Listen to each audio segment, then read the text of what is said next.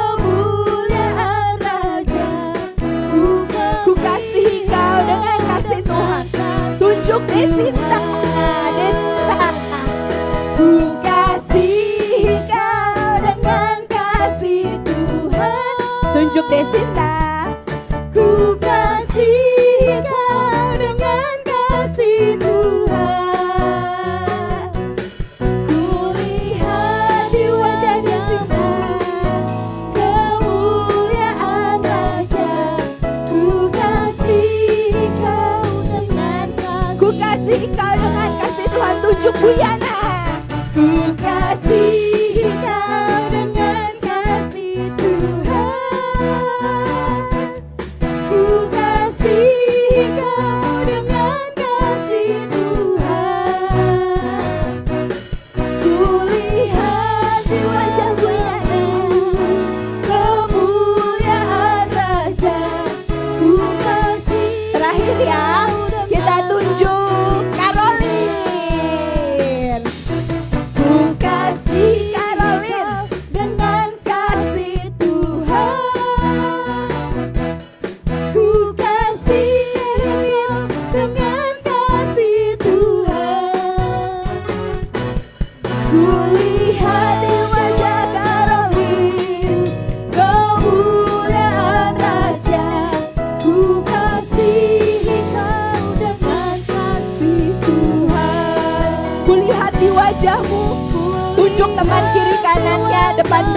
semuanya. Kemuliaan Raja, ku kasih Kau dengan. Sekali lagi ku lihat di wajahmu kemuliaan Raja. Ku lihat di wajahmu kemuliaan Raja. Ku kasih Kau dengan kasih Tuhan. Tepuk tangan buat Tuhan Yesus yang luar biasa. Dan tepuk tangan buat kita semua. Oke, silakan duduk.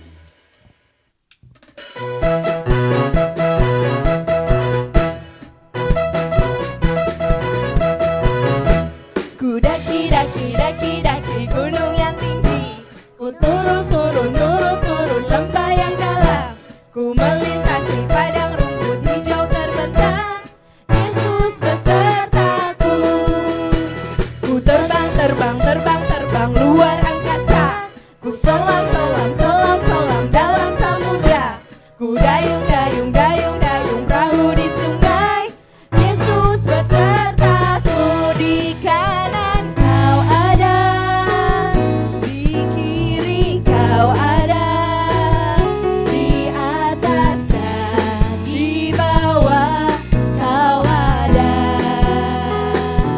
Di suka Kau ada, di duka pun Kau ada, karena Engkau Yesusku. Ku daki gunung yang tinggi. Ku turun lembah yang dalam. Ku melintasi padang rumput hijau terbentang. Yesus besertaku. Ku terbang luar angkasa. Ku selam dalam samudra. Ku dayung perahu di sungai. Yesus besertaku. Di kanan Kau ada, di kiri Kau ada, di atas dan di bawah Kau ada. Di suka Kau ada, di duka pun Kau ada, karena Engkaulah Yesusku.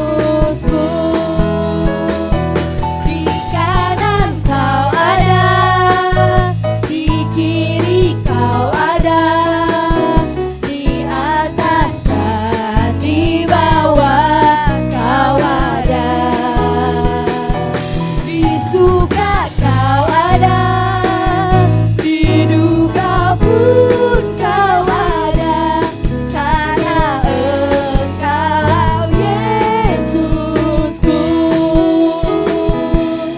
Karena Engkau Yesusku. Karena Engkau Yesusku. Puji Tuhan, tepuk tangan buat Tuhan Yesus dan anak-anak sekolah minggu.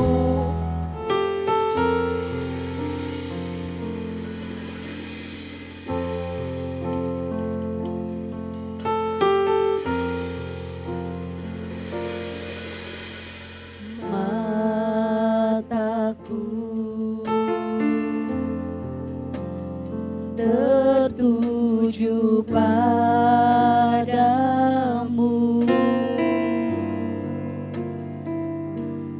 Segenap hidupku ku serahkan padamu.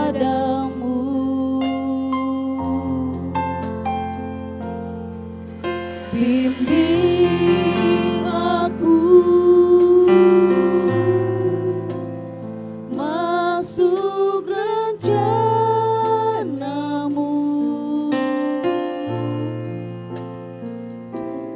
Untuk membesarkan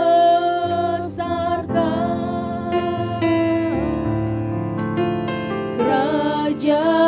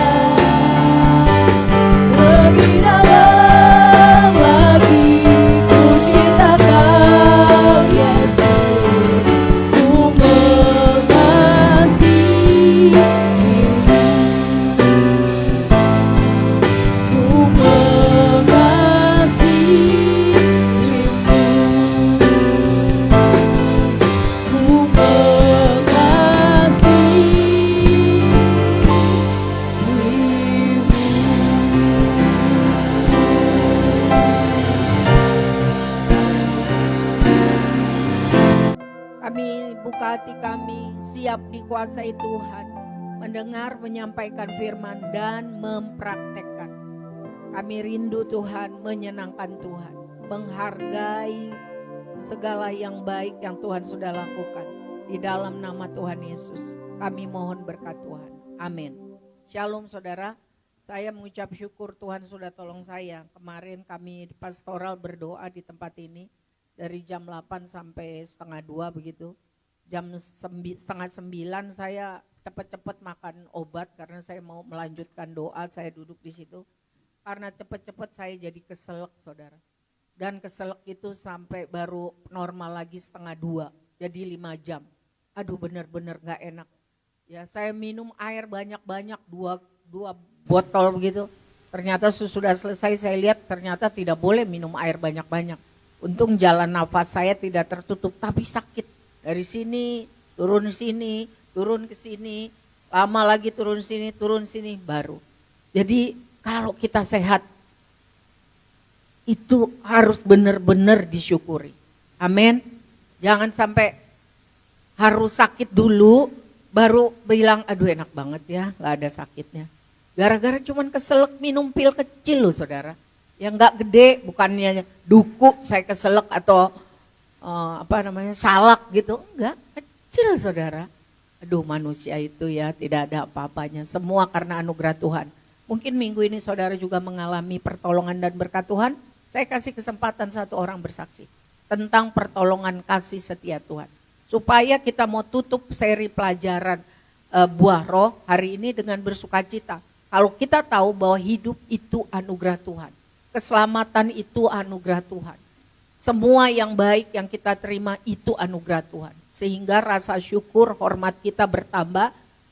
Rendah hati kita, tahu diri kita juga bertambah. Karena semua yang baik itu anugerah Tuhan. Adakah satu orang yang ingin bersaksi? Ya silakan Bu Yana.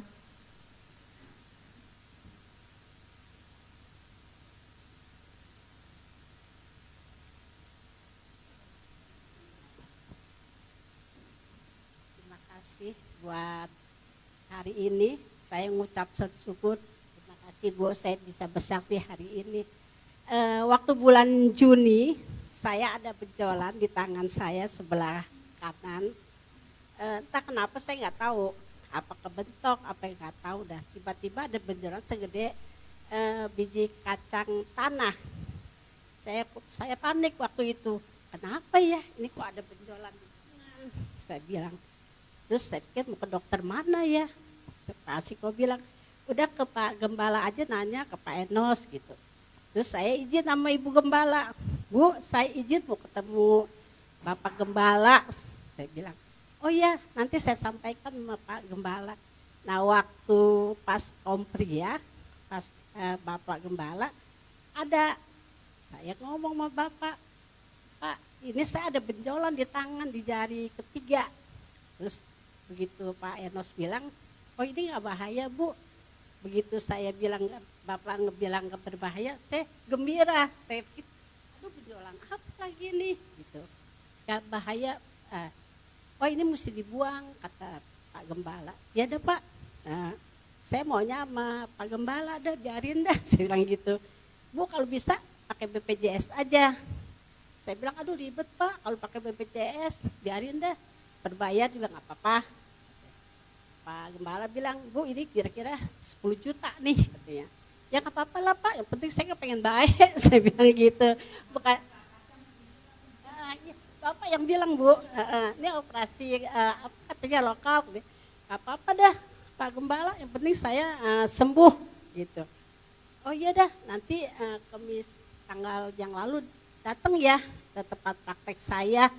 Ya Pak, saya datang ke rumah sakit Fatmawati, ketemu Bapak, terus dia lihat jangan-jangan ini Bu katanya apa benjolan kayak darah mati. Ibu tadinya kenapa ya katanya. Saya bilang atau apa kebentok, apa kenapa nih di jari ketiga ini. Nah, udah gitu disedot pakai jarum apalah saya nggak ngerti dah kedokteran.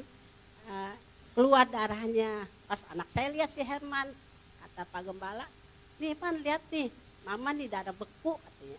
Udah kira-kira udah sebulan lebih kok gak kempes gitu ya. Saya bingung, saya bilang aduh mau ngomong lagi Bapak Gembala, saya bilang gak enak. Saya bilang apa saya ke dokter tempat lain ya. Pak Asiko bilang gini, jangan Mak katanya, udah aja nanya Pak Enos lagi katanya gitu. Terus pas minggu yang lalu Pak Enos turun, puji Tuhan. Saya bilang Pak Gembala turun dilihat. Oh Bu katanya ini lebih baik datang aja dah. Katanya nanti saya lihat gimana keadaannya katanya. Nah sampai di rumah sakit Fatmawati, ya udah di apa yang saya nggak tahu. Katanya sih apa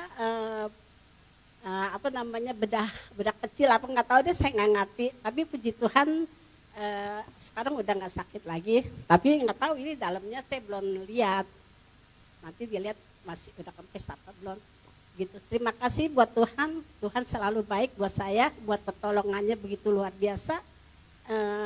Sepertinya setiap saat kalau ada apa, kayaknya Tuhan baik banget sama saya. Tuhan kasih jalan keluar buat saya.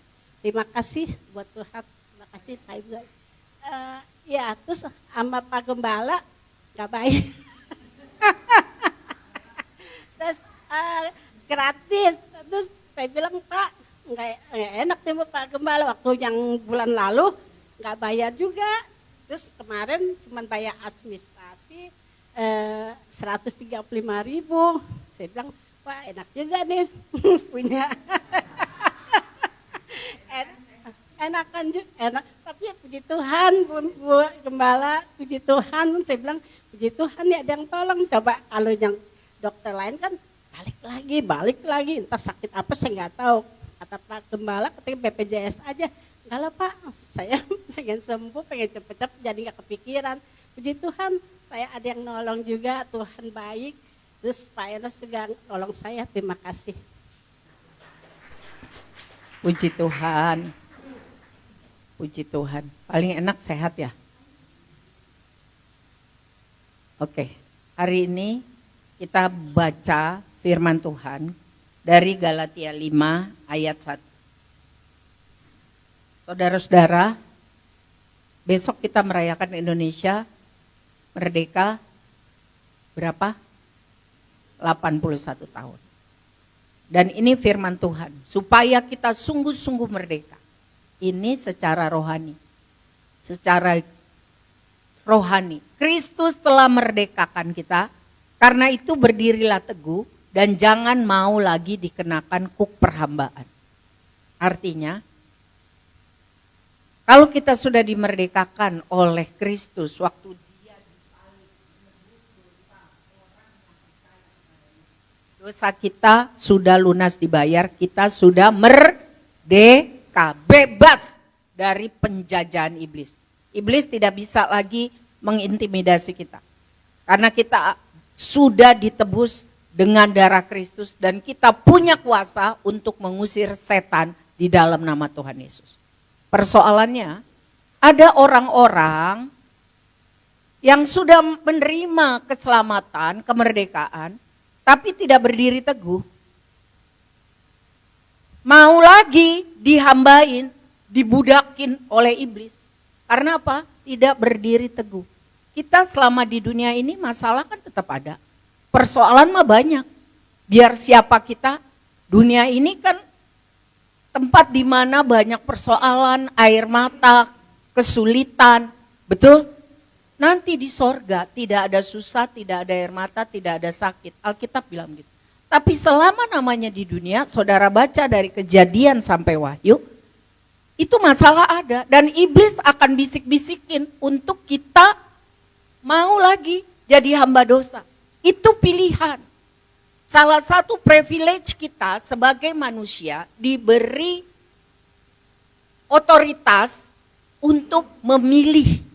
Kita bukan robot. Kita bisa memilih mau jadi hamba Tuhan atau hamba iblis. Kita bisa memilih untuk menghargai kemerdekaan, keselamatan yang Tuhan berikan atau kita dibudakin lagi. Kita bisa milih. Makanya Alkitab bilang, banyak orang yang tadinya setia sampai di ujung tidak setia. Yang awalnya menggebu-gebu di dalam Tuhan, akhir kehidupannya tidak berdiri teguh. Karena apa? Mau lagi dikenakan kuk perhambaan. Sebagai contoh yang konkret. Indonesia besok merayakan 81 tahun kemerdekaan. Merayakan bahwa kita sudah merdeka, dibebaskan dari penjajahan siapa? Belanda, Inggris, Perancis, dan Jepang. Betul? Betul. Tapi coba kita lihat sekarang. Apakah Indonesia sudah benar-benar merdeka? Halo? Belum merdeka secara ekonomi. Betul? Betul? Tanah kita diberikan Tuhan sangat luas dan amat sangat kaya. Subur, gemar, rimpau, jinawi. Kenapa banyak orang miskin? Tidak ada kerjaan di Indonesia. Miskin. Kenapa? Karena masih dijajah. Dijajah oleh apa? Bukan Belanda lagi. Sama siapa? Hah? Hah? Satu bangsa kita.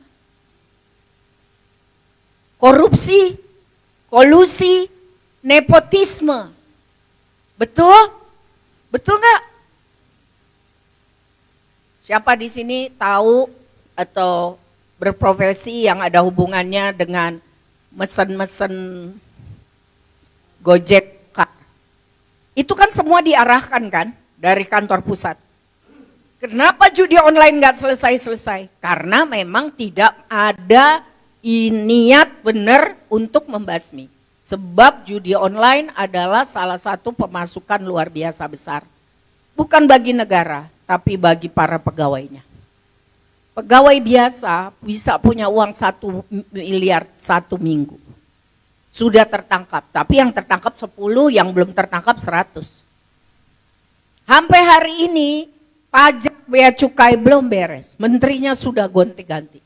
Korupsi, karena dianggap korupsi itu sudah suatu budaya. Seperti itu. Bebas dari penjajahan Belanda, Jepang, Inggris, Prancis. Kalau saudara jalan di Jatinegara, itu ada bunker-bunker dari zaman Prancis. Kalau saudara suka sejarah dan ikut jalan-jalan sejarah, saudara bisa lihat di daerah Fakultas Ekonomi UI, yang di Salemba itu bekas gudang-gudang marijuana. Saya senang tuh ngikut-ngikut jalan kayak gitu, lihat-lihat gitu. Oke.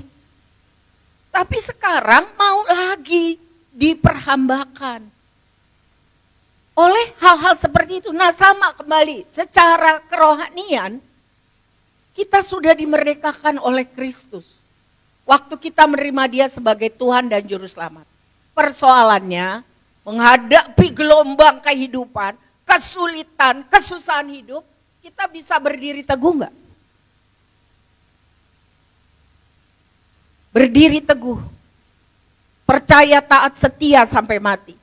Tidak mau lagi dihambain, dibudakin, enggak mau. Itu pilihan. Itu pilihan. Sekali lagi, itu pilihan setiap hari. 2 yang kita mau bicarakan hari ini, dibudakin dengan sakit hati, pahit hati, sirik, dengki. Siapa pernah sakit hati? Siapa pernah bilang, kok dia kayaknya nggak bener, kok dia lebih diberkati, kok saya kayaknya bener, kok saya susah, sulit. Siapa? Saya juga.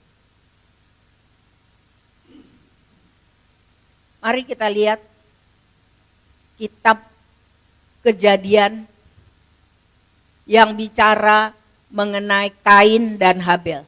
Saya udah kirim belum, Pin? Kejadian 4.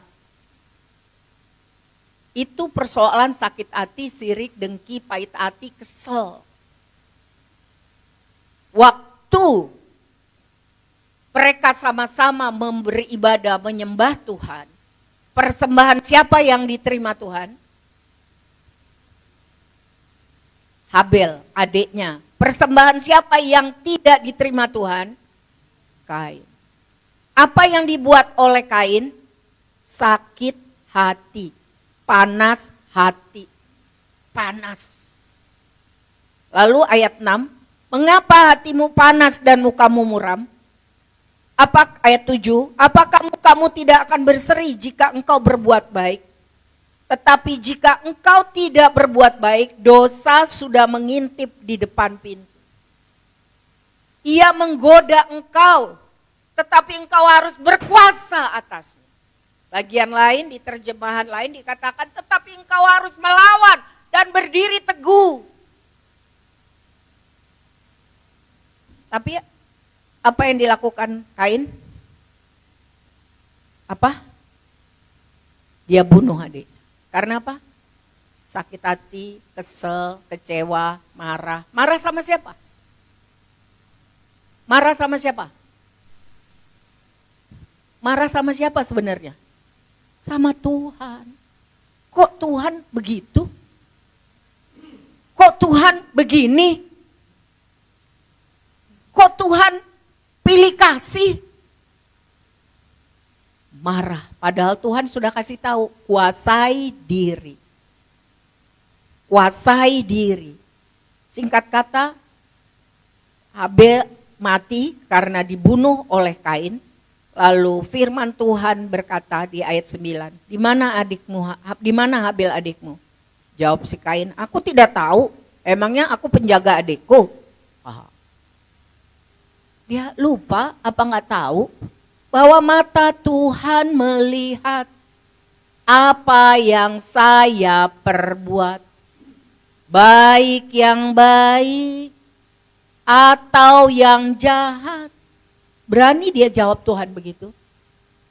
Terus, maka apa yang kata Tuhan? Sekarang terkutuklah engkau, terbuang jauh dari tanah yang mengangakkan mulutnya untuk menerima darah adikmu itu dari tanganmu. Apabila engkau mengusahakan tanah itu tidak akan memberikan hasil sepenuhnya lagi kepadamu. Engkau menjadi seorang pelarian dan pengembara di bumi. Artinya apa? Dia memilih untuk jadi budak, hamba, siapa? Hamba Tuhan apa hamba dosa? Itu pilihan dia atau dipaksa? Jadi saudaraku yang kekasih, kembali kita ke Galatia 5.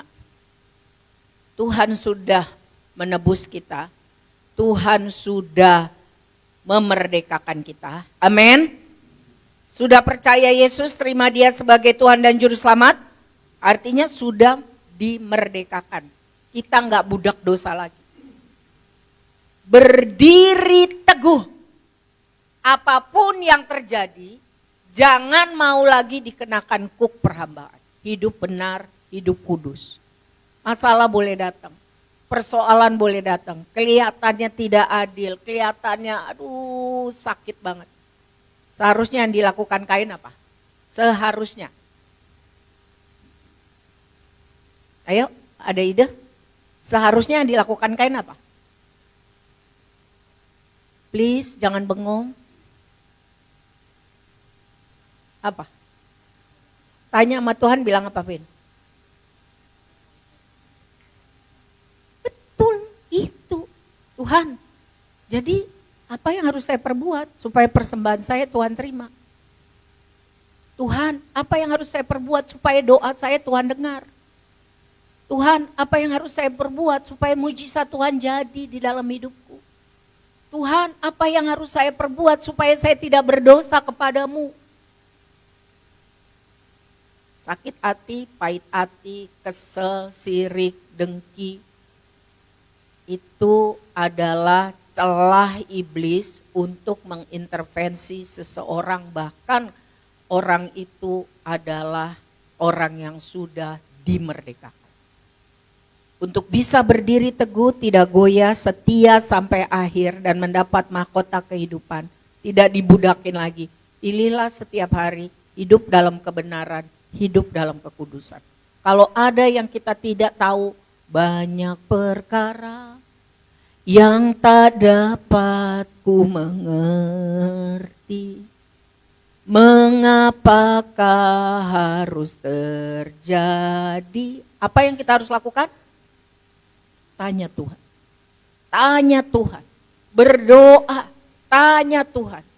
Beberapa bulan lalu saya menghadapi persoalan yang saya bingung. Kenapa Tuhan izinkan ini semua terjadi. Sampai saya muntah. Rasanya mual. Tambah banyak mual, tambah saya banyak berdoa dan memuji Tuhan. Sampai damai sejahtera Tuhan yang menguasai pikiran, perasaan, roh, jiwa, tubuh saya itu ada. Harganya sangat mahal, saudara. Harga darah Kristus yang menyelamatkan kita. Jangan anggap enteng karena persoalan-persoalan kita jadi nggak berdiri teguh. Karena di dunia ini banyak kok yang nggak kita tahu. Kita tahu nggak di balik pintu itu ada apa sekarang? Enggak kan? Kita tahu nggak kenapa Tuhan izinkan persoalan-persoalan terjadi di dalam hidup kita? Ada yang kita ngerti, ada juga kan yang enggak. Betul ya? Betul ya? Saya ketawa tadi dengar Meme ngomong apa? Papa mama saya galak tapi sayang. Saya sampai tanya, itu siapa yang ngajarin, Bu? Harus seperti itu. Walaupun Tuhan dengan keras mendisiplin kita, kita tahu bahwa Tuhan sayang sama kita. Semuanya akan mendatangkan kebaikan. Amin. Amin. Kita banyak gak ngerti. Kita banyak kayak si Meme gitu loh. Aduh, ini kenapa sih sulit banget. Soalnya sulit banget, masalahnya sulit banget. Tapi aku percaya Tuhanku, Bapakku sayang padaku. Amin. Amin. Sehingga kita bisa berdiri teguh. Tidak goyah. Tidak mau lagi dibudakin iblis. Hati ini gak galau terus. Mungkin pernah galau. Mungkin pernah kesel. Mungkin pernah kecewa. Nangis aja gak bisa. Saya berapa bulan lalu nangis aja gak bisa, saudara. Udah toeng gitu. Tambah saya pikirin, tambah saya gak bisa mikir. Tambah saya gak bisa. Pokoknya saya kayak robot. Tapi syukur kepada Tuhan, melalui banyak hal, melalui kuasa Tuhan, penghiburan, melalui Roh Kudus mengingatkan saya, melalui banyak hal. Saya bisa tahu, walaupun saya gak ngerti, saya percaya Tuhan izinkan itu untuk mendatangkan kebaikan. Amin. Udah harus begitu, saudara. Kalau enggak kita seperti Kain, ngarah sama Tuhan, komplain sama Tuhan, kesel sama Tuhan, dan membunuh orang yang kita benci. Yang kita pikir pesaing kita, yang kita pikir bikin gara-gara buat kita. Hati-hati. Hati-hati. Kalau kita nggak ngerti, tanya sama Tuhan. Dia Bapa yang baik. Dia tidak pernah merancangkan sedikit pun yang jelek buat kita. Berdiri teguh. Jangan goyah. Hidup di dunia cuma sementara. Jangan mau dibudakin. Mati tiba-tiba, betul? Betul? Ya. Kemarin sore saya bersama Ninet dapat kesempatan mengunjungi Sutina dan Pak Afu. Pak Afu tahu ya, Pak Afu ya, Sutina tahu. Mereka semua bilang capek, Bu, udah siap.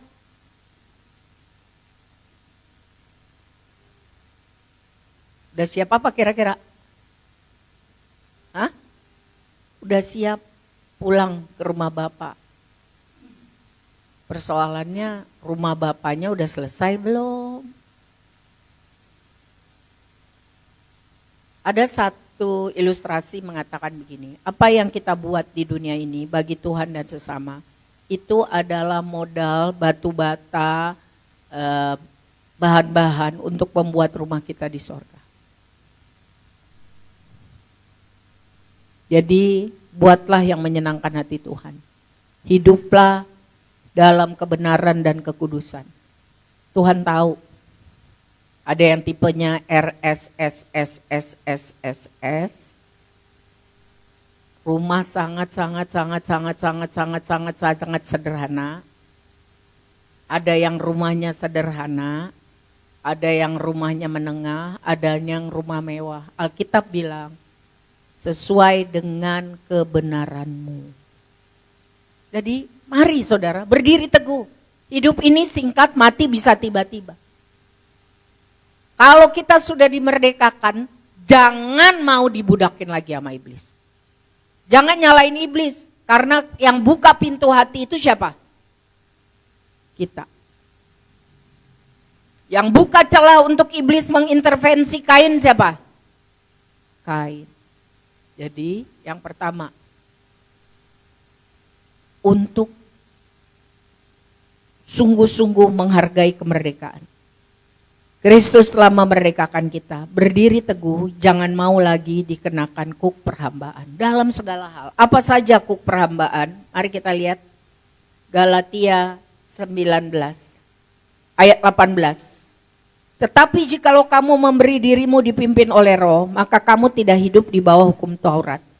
Perbuatan daging, yaitu telah nyata cabul, percabulan, kecemaran, hawa nafsu, penyembahan berhala, sihir, perseteruan, perselisihan, iri hati, amarah, kepentingan diri sendiri, percideraan, roh pemecah, kedengkian, kemabukan, pesta pora, dan sebagainya. Termasuk juga gadget yang dipakai tidak tepat untuk melihat yang tidak kudus, yang tidak benar, yang tidak mulia. Dan waktu-waktu atau saat-saat di mana kita tidak sungguh-sungguh hormat kepada Tuhan. Nomor satu, cari gadget, terus kalau lihat gadget bisa berjam-jam. Kalau doa baca firman Tuhan sebentar aja udah rasanya, wah udahlah. Nah itu, ada ilah lain di dalam hidup kita. Dan lain sebagainya. Semuanya itu telah kuperingatkan kamu. Seperti yang telah kubuat dahulu, kata Rasul Paulus. Bahwa barang siapa melakukan hal-hal yang demikian, ia tidak akan mendapat bagian dalam kerajaan Allah. Artinya memilih untuk kembali diperbudak. Orang yang memilih untuk kembali diperbudak dosa, jelas tidak masuk surga. Artinya tidak menghargai keselamatan yang Tuhan berikan. Tidak hidup dalam pertobatan. Kita semua perlu bertobat setiap. Betul ya? Betul ya? Oke. Tetapi buah roh ialah kasih, sukacita, damai sejahtera, kesabaran, kemurahan, kebaikan, kesetiaan, kelemah lembutan, penguasaan diri. Hari ini kita bicara mengenai penguasaan diri. Tadi penguasaan diri terhadap emosi-emosi negatif. Sirik, dengki, marah, kecewa, bingung, depresi, kesel sama orang, sama Tuhan. Hati-hati, menguasai diri. Tidak ada hukum yang menentang hal itu. Barang siapa menjadi milik Kristus Yesus, ia telah menyalibkan daging dengan segala hawa nafsu dan keinginannya.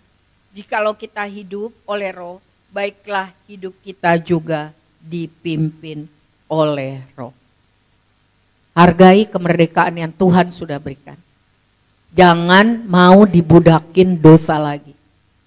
Berdiri teguh dengan cara mau tiap hari dipimpin Roh Kudus. Contoh yang kedua, orang sering jatuh tadi perasaan, pikiran, kecewa. Orang sering jatuh yang kedua karena perkataan. Karena perkataan. Apa yang harus kita lakukan dengan perkataan kita? Kuasai diri. Kalau ngomong itu harus yang benar. Kalau ya katakan ya. Kalau tidak katakan tidak. Lebih dari itu adalah dari iblis. Itu kata Alkitab. Kalau ngomong yang benar. Karena dari omongan kita itu bisa menjadi berkat atau bisa menjadi kutuk. Bukan hanya diri kita, sampai anak, cucu, cicit, dan semua keturunan. Contoh, dalam Kejadian 16. Adapun Sarai, istri Abraham itu tidak beranak. Ia mempunyai seorang hamba perempuan, orang Mesir, Hagar namanya. Berkatalah Sarai kepada Abraham, engkau tahu Tuhan tidak memberi aku melahirkan anak. Berkatalah Sarai kepada Abraham. Artinya dia ngomong perkataannya. Engkau tahu Tuhan tidak memberi aku anak. Karena itu baiklah hampiri hambaku. Kawinin aja hambaku. Ya. Si Hagar, orang Mesir. Karena itu mungkin oleh dialah aku dapat memperoleh seorang anak. Dan Abraham mendengar perkataan Sarai. Jadi Sarai istri Abraham itu mengambil Hagar hambanya orang Mesir itu. Yakni ketika Abraham telah 10 tahun tinggal di Kanaan. Lalu memberikannya kepada Abraham suaminya untuk menjadi istrinya.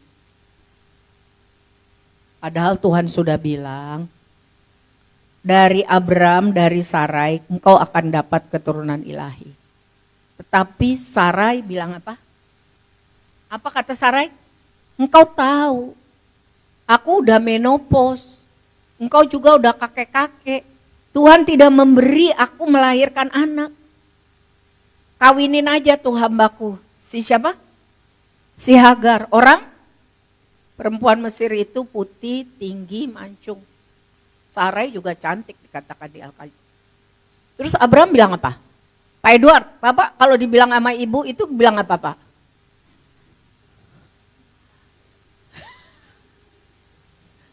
Gasken, nah, ya Abraham gitu. Padahal harusnya dia bilang apa? Hah? Harusnya dia bilang apa? Dalam nama Yesus kau perempuan ngaco kau. Seperti apa yang dikatakan Ayub kepada istrinya. Kau perempuan gila kau. Pak Edward senyum. Gaskan, kata Abraham. Hah? Dan ini akibatnya apa? Sampai hari ini perang terus. Antara keturunan Ismail dan Ishak sampai hari ini.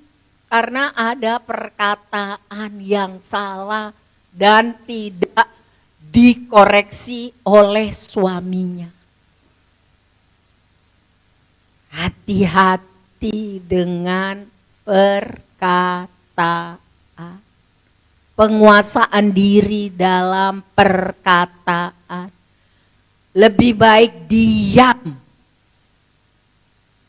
Alkitab bilang banyak bicara banyak. Bener deh. Makanya kalau ada orang ngomong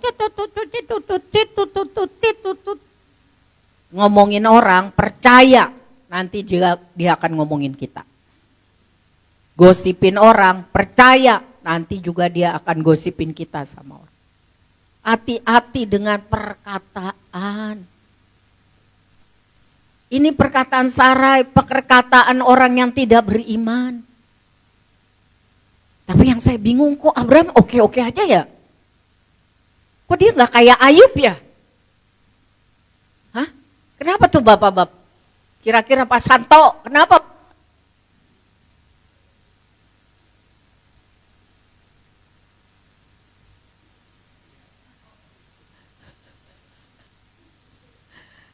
Sarai nenek-nenek. Agar? Wah, fresh from the oven, Pak. Kenapa? Ketawa aja, saya pengen tahu karena saya perempuan bukan laki-laki. Seharusnya kan dia seperti Ayub ya. Tegur keras istrinya karena sembarangan ngomong. Perempuan gila kau, hanya mau yang baik dari Tuhan, tapi tidak mau hal yang tidak baik. Tuhan yang memberi, Tuhan yang mengambil, selalu terpujilah Tuhan. Kenapa si Abraham gasken, Pak?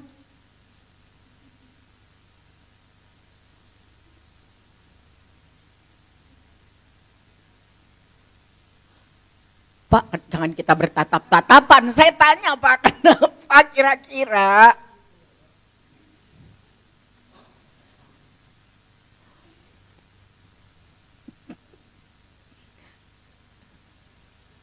Hah?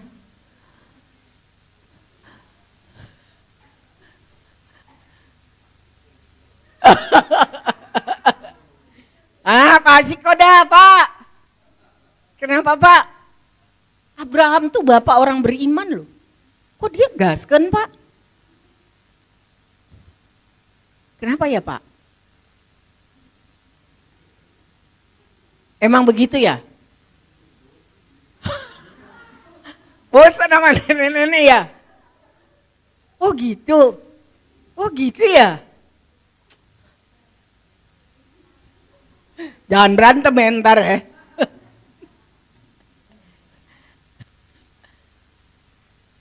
Hati-hati dengan omongan. Tekan dibahas. Udah Bu, ntar ribut. Kan saya bukan kompor, cuman pengen tahu gitu loh logikanya kenapa ya. Hati-hati dengan perkataan ibu-ibu. Saya dulu heran sama ibu saya. Kami berempat. Selalu kalau orang tanya, ibu saya bilang, anak saya baik. Padahal enggak loh. Saya bilang, mama bohong ya, orang kita enggak baik juga. Mama beriman. Jadi ibu-ibu, bapak-bapak, katakan yang baik tentang anakmu. Karena perkataanmu itu adalah doamu. Kalau kamu, bapak ibu suka bilang anaknya bandel, nanti jadi bener bandel. Kalau bilang anaknya males, nanti bisa jadi bener males. Karena dia udah gak ada harga diri lagi untuk berubah jadi baik. Bilang anaknya tolol dan sebagainya, nanti jadi. Tapi katakan yang positif, imani. Hati-hati dengan perkataan juga terhadap suami kita, suami juga terhadap istri. Perkatakan yang baik. Alkitab bilang kalau bicara itu bicara dengan iman. Amin. Hati-hati, kita lihat ini gara-gara si ibu yang salah ngomong ini. Maka terjadilah huru hara sampai hari ini. Misalnya kita kesel sama suami kita. Doakan, bilang suami saya akan jadi lebih baik. Kita kesel sama istri kita. Ada dulu bapak-bapak yang selalu curhat sama kami. Katanya istrinya seperti petasan cabai rawit. Tahu nggak Bu? Enggak. Apa tuh Bu? Yang tot. Oh gitu Pak. Iya.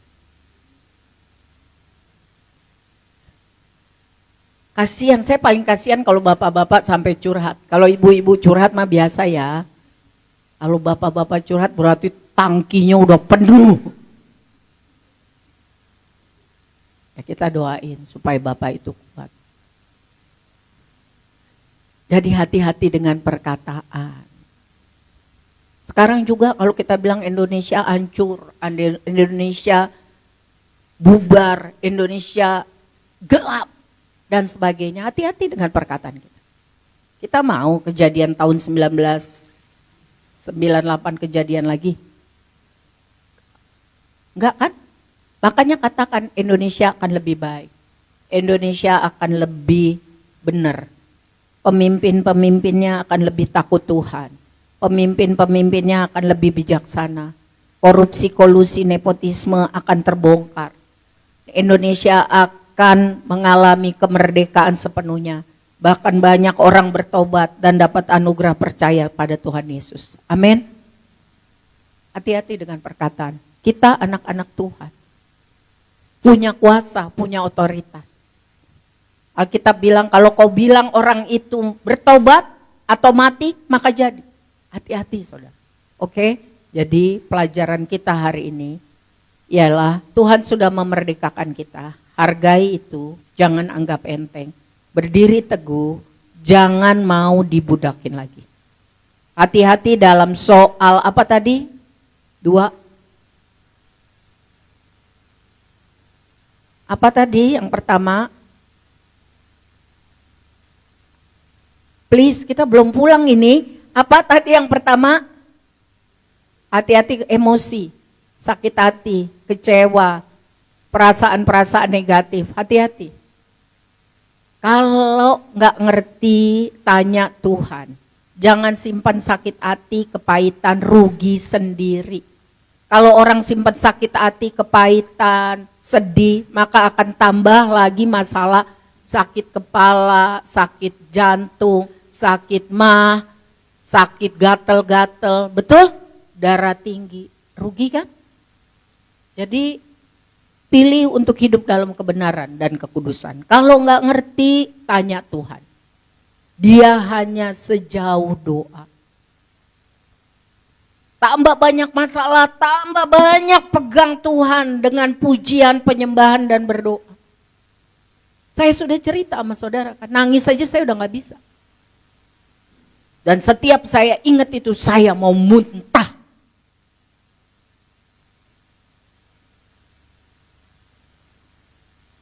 Jadi seperti itu, ini kan dunia, belum surga, betul ya? Yang kedua, hati-hati dalam perkataan. Ngomong yang benar. Ngomong yang benar.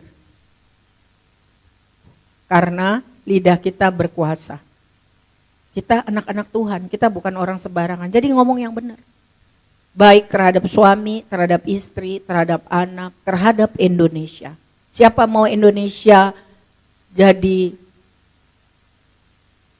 berubah? Lebih baik. Doain dan lakukan bagian kita. Jadi apapun kita lakukan yang terbaik. Saya mau kasih tahu sebagai penutup, kenapa orang Indonesia sekarang banyak tidak ada pekerjaan. Kenapa di Morowali, bahkan di Kerawang sudah dikuasai oleh buruh ya. Bukan orang yang manajer ke atas. Morowali itu Sulawesi Tengah. Dan di daerah Kerawang itu dikuasai sekarang oleh buruh Cina. Kenapa? Kenapa orang Indonesia jadi buruh aja gak diterima sekarang? Karena apa? Satu, pemodalnya pemodal Cina. Dia bilang, saya modalin di situ, saya mau teknologinya di situ, saya mau buruhnya juga orang saya. Karena ngerti bahasanya dan kerjanya seperti mesin. Orang kita kerjanya santai. Kerja sambil ngobrol. Kerja sambil ngopi. Kerja sambil ngerokok. Kerja sambil main handphone. Betul nggak? Jadi mari kita rubah dari diri kita sendiri. Jadi apapun kita lakukan yang terbaik seperti untuk Tuhan. Mari kita berdoa. Bapak, terima kasih kami belajar hari ini mengenai kemerdekaan yang Tuhan sudah berikan kepada kami. Kemerdekaan dari perbudakan dosa. Dan firman-Mu dari Galatia 5 mengingatkan kami harus hargai itu. Kami harus berdiri teguh tidak goyah walaupun banyak masalah menerpa, menimpa, menghajar, menghantam. Kami harus mengingat dan jangan mau dibudakin dosa lagi. Kami sudah baca Galatia 5, kami sudah pelajari hampir 3 bulan. Roh Kudus, tolong kami semua menghargai kemerdekaan, menguasai diri. Karena Tuhan bikin kami serupa dengan Tuhan, punya otoritas, kuasa untuk memilih jadi hamba Tuhan atau hamba iblis. Tolong kami Tuhan. Semua kami punya masalah, punya kelemahan. Tetapi kami bersyukur Alkitab bilang Roh Kudus ditugaskan untuk membantu kami dalam kelemahan kami. Kami rindu berdiri teguh, tidak terus jatuh, berdiri teguh, tambah hari tambah seperti yang Tuhan mau. Tolong ingatkan kami waktu masalah melanda.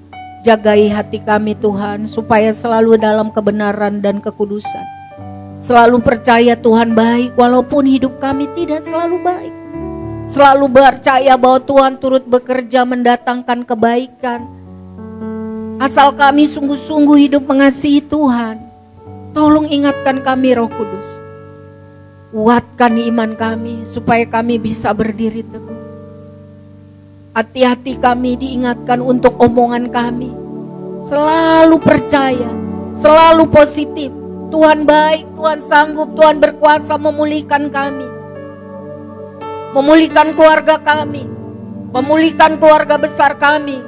memulihkan komunitas kami, memulihkan Indonesia, memulihkan Sabang, memulihkan Nias, memulihkan Sumatera, memulihkan Bangka, Belitung dan Kepulauan Riau, memulihkan Jawa, memulihkan Bawean, Madura, Karimun, memulihkan Bali, memulihkan NTB, memulihkan NTT yang sekarang sedang dihajar oleh gempa dan tsunami. Tuhan sanggup. Memulihkan Papua, Kepulauan Maluku, Tuhan sanggup. Kami imani, kami imani, kami imani, kami imani, kami imani, kami imani, kami imani, kami imani, kami imani. Berdoa, mari kita berdiri saudara, berdoa saudara. Untuk diri kita sendiri, untuk keluarga kita, perkatakan yang positif. Kami akan menjadi pelaku firman. Kami akan sungguh-sungguh cinta Tuhan. Kami akan hidup dalam pertobatan. Kami akan menjadi saksi Kristus. Kami akan menjadi pelayan Tuhan. Anak cucu mantu kami, cicit kami semua akan melayani Tuhan. Profesi adalah jembatan untuk melayani Tuhan, menjadi berkat bagi banyak orang. Kami milik-Mu, kami serahkan hidup kami. Kami rindu Indonesia sejahtera. Kami rindu Indonesia mengalami pertobatan besar. Kami rindu Indonesia mengalami keselamatan besar.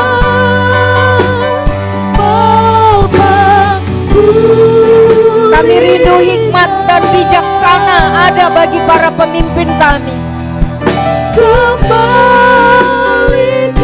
Kami mohon berkat Tuhan agar orang-orang Kristen, kami, anak-anak-Mu, gereja Tuhan, institusi Kristen disanggupkan menjadi garam dan terang dunia.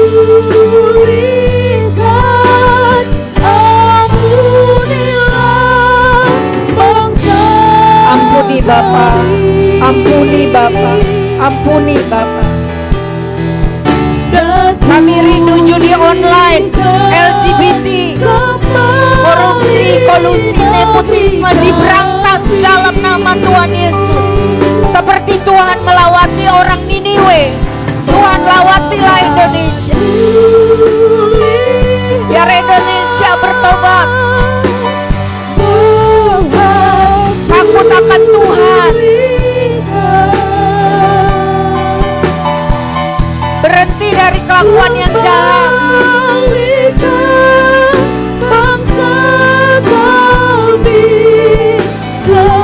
Penginjilan luar biasa, gereja Tuhan jadi alat kemuliaan Tuhan.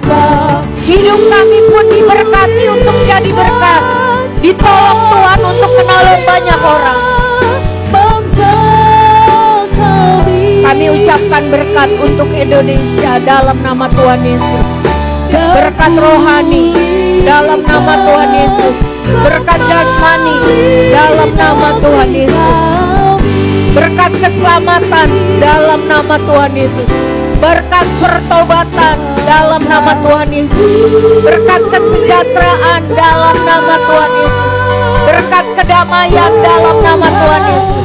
Berkat ketentraman dalam nama Tuhan Yesus. Semua yang baik dari Tuhan. Kami mohon kesejahteraan bagi bangsa kami, Indonesia. Damai sejahtera Tuhan terjadi di Aceh dalam nama Tuhan Yesus. Damai sejahtera Tuhan terjadi di Kalimantan dalam nama Tuhan Yesus. Damai sejahtera Tuhan terjadi di Papua dalam nama Tuhan Yesus. Damai sejahtera Tuhan terjadi di NTT dalam nama Tuhan Yesus. Dan di kota kami, damai sejahtera Tuhan terjadi di Jakarta. Tidak ada kerusuhan, yang ada adalah pertobatan.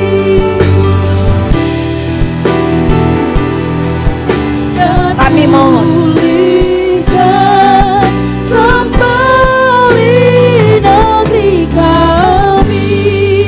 Bapa, sempurnakan doa kami. Lebih daripada apa yang kami bisa doakan, Tuhan tahu hati kami. Tuhan tolong, Tuhan tolong, Tuhan tolong, Tuhan tolong. Jadi apapun kami, sesuai dengan talenta dan kepercayaan kesempatan yang Tuhan beri. Tolong kami lakukan yang terbaik demi kemuliaan Tuhan. Sebentar kami akan memberi persembahan, perpuluhan, dan segala berkat yang Tuhan berikan dalam hidup kami. Kami mau melayani Tuhan melalui apa yang bisa kami beri dalam keuangan. Berkati kami jadi berkat.